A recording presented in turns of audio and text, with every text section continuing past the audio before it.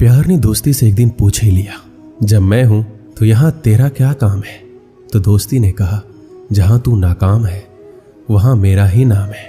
थोड़ा गुफ्तगू भी करते रहिए सभी दोस्तों से, क्योंकि जाले लग जाते हैं अक्सर बंद मकानों में। जब दोस्ती प्रगति करे तो गर्व से कहना कि वो मेरा दोस्त है, और जब वो मुश्किल में हो तब गर्व से कहना कि मैं उसका दोस्त हूं। लोग कहते हैं इतनी दोस्ती मत करो कि दोस्ती दिल पर सवार हो जाए। हम कहते हैं कि दोस्ती इतनी करो कि दुश्मन को भी तुमसे प्यार हो जाए। दोस्ती में ही ताकत है सामर्थ्य को झुकाने की। बाकी सुदामा में कहाँ ताकत थी श्री कृष्ण से पैर धुलवाने की। सच्चा दोस्त वही होता है जो तब हमारा साथ देता है जब सब साथ छोड़ देते हैं। एक सच्चा दोस्त कभी आपके रास्ते में नहीं आता जब तक कि आप गलत रास्ते पे ना जा रहे हो। दोस्त और शिष्टाचार आपको वहां ले जाएंगे जहां धन नहीं ले जा पाएगा। अगर बाज की तरह उड़ना है तो कबूतरों का साथ छोड़ना पड़ेगा। बिना त्याग के जिंदगी में कुछ बड़ा नहीं मिलता। इसलिए सुबह जल्दी उठे और टूट पड़े अपने लक्ष्य के लिए।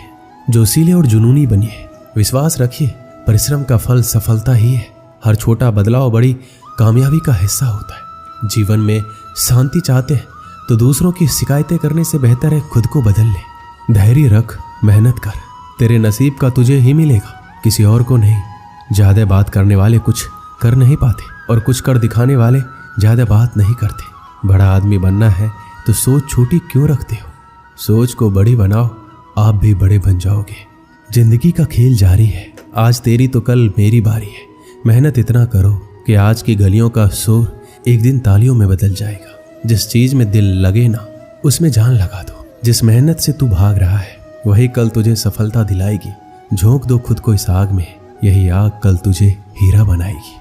मैं खुद से कभी हारा नहीं, फिर दूसरों की क्या औकात जो मुझे हरा सके। छाता बारिश नहीं रोक सकता, परंतु बारिश में खड़े रहने का हौसला अवश्य देता है।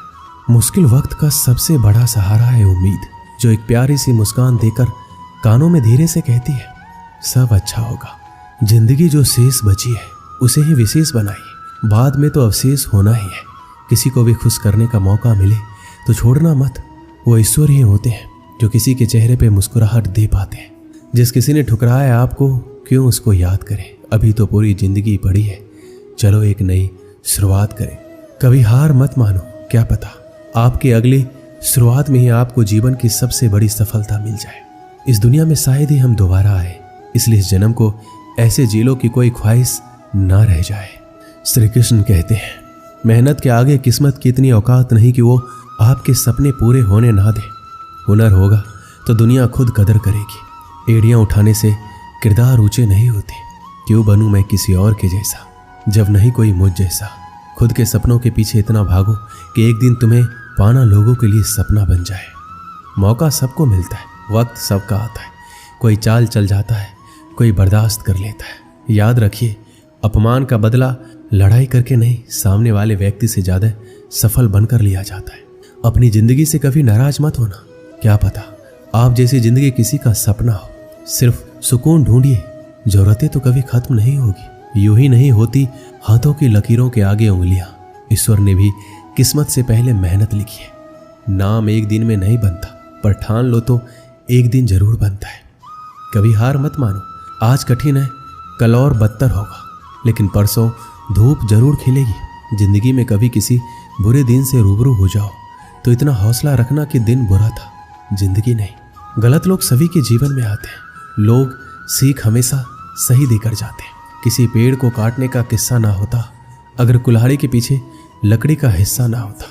अंदाज से ना नापिए किसी की हस्ती को।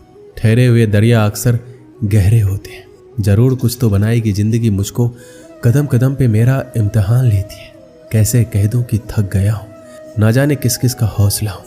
अपनी सोच बदलिए, आपकी दुनिया अपने आप बदल जाएगी। उत्तम समय कभी नहीं आता, समय को उत्तम बनाना पड़ता है। लक्ष्य कोई बड़ा नहीं, हारा वही जो लड़ा नहीं। जो अपने कदमों की काबिलियत पर विश्वास रखते हैं वही अक्सर मंजिल पर पहुंचते हैं। सफलता हमारी परिचय दुनिया को करवाती है और असफलता हमें दुनिया का परिचय करवाती है। आपके सारे सपने साकार होंगे, केवल धैर्य के साथ परिश्रम करते रहिए। तू रख यकीन बस अपने इरादों पर। तेरी हार तेरे हौसलों से बड़ी नहीं होगी। इतनी देर भी मत कर देना कि सपने केवल सपने ही रह जाए और उम्र निकल जाए। जहां तुम हो वहीं से शुरू करो। जो कुछ भी तुम्हारे पास है उसका उपयोग करो और वो करो जो तुम कर सकते हो। एक नया दिन नई ताकत और नए विचार के साथ आता है। सफल लोग रास्ते बदलते हैं, इरादे नहीं, और असफल लोग अपने इरादे ही बदल लेते हैं। जिंदगी में रिस्क लेने से कभी मत डरो। या तो जीत मिलेगी या हार भी गए तो सीख मिलेगी। देर से बनो पर जरूर कुछ बनो, क्योंकि वक्त के साथ लोग खैरियत नहीं हैसियत पूछते हैं। जो गिरने से डरते हैं वो कभी उड़ान नहीं भर सकते। सफलता का मुख्य आधार सकारात्मक सोच और निरंतर प्रयास है। अगर ठान के देखो तो आसमान मिल जाएगा, अगर दिल से देखो तो भगवान मिल जाएगा। हमारी सबसे बड़ी कमजोरी है कि हम छोड़ देते हैं। सफलता का एक रास्ता है कि बार बार प्रयास किया जाए। जब तक किसी काम को किया नहीं जाता तब तक वह असंभव लगता है। महान कार्य को करने का एक ही तरीका है, जो आप कर रहे हैं उसे पसंद करें। आपके पास सीमित समय है, उसे दूसरे की जिंदगी जीने में बेकार मत करो। अगर आज का दिन आपकी जिंदगी का आखिरी दिन होगा तो क्या आप वही करोगे जो आज करने वाले हैं? आपको शुरुआत करने के लिए महान होना जरूरी नहीं है, आपको महान बनने के लिए शुरुआत करनी होगी। बहुत समय पहले की बात है, एक राजा के पास एक हष्ट-पुष्ट और सुंदर घोड़ी थी। वह उससे बहुत ही प्रेम करता था, उसका विशेष ख्याल रखता था। इसका कारण यह था कि युद्ध क्षेत्र में घोड़ी ने कई बार राजा के प्राणों की रक्षा की थी। ये घोड़ी की वफादारी थी जिसने राजा का दिल जीत लिया था। घोड़ी ने कई वर्षों तक राजा की सेवा की और पूर्ण वफादारी बनी रही। जब उसकी उम्र हो गई तो उसकी जगह उसके बेटे ने ले ली। घोड़ी का बेटा हष्ट-पुष्ट था, मगर उसमें एक खामी थी, वह जन्म से ही काना था। इस बात को लेकर वह हमेशा दुखी रहता था। एक बार उसने घोड़ी से पूछा, माँ, मैं काना क्यों जन्मा? उसकी माँ ने बोला, बेटा, जब तू मेरे गर्भ में था उस समय एक दिन राजा मेरी सवारी कर रहा था और मेरे कदम लड़खड़ा जाने पर आवेश में आकर उसने मुझे एक चाबुक मार दिया था। शायद यही कारण है कि तू काना जन्मा। ये सुनकर काने घोड़े का मन राजा के प्रति क्रोध से भर उठा। वह बोला, माँ, राजा ने मुझे जीवन भर का दुख दिया है, मैं इसका प्रतिशोध जरूर लूंगा।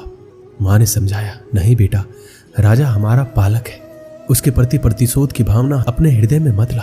क्षणिक आवेग में उसे क्रोध आ गया और वह स्वयं पर नियंत्रण नहीं रख पाया। इसका अर्थ ये कतई नहीं है कि वो हमसे प्रेम नहीं करता है। तू प्रतिशोध लेने का विचार अपने हृदय से निकाल दे। माँ के समझाने पर भी काने घोड़े का क्रोध शांत नहीं हुआ। वह राजा से प्रतिशोध लेने का अवसर ढूंढने लगा। बहुत जल्द उसे यह अवसर मिल भी गया। राजा युद्ध के मैदान में काने घोड़े पर सवार था। उसके और उसके पड़ोसी राज्य के राजा के बीच घमासान युद्ध छिड़ा हुआ था। तलवारबाजी करते करते अचानक राजा घोड़े से नीचे गिर पड़ा।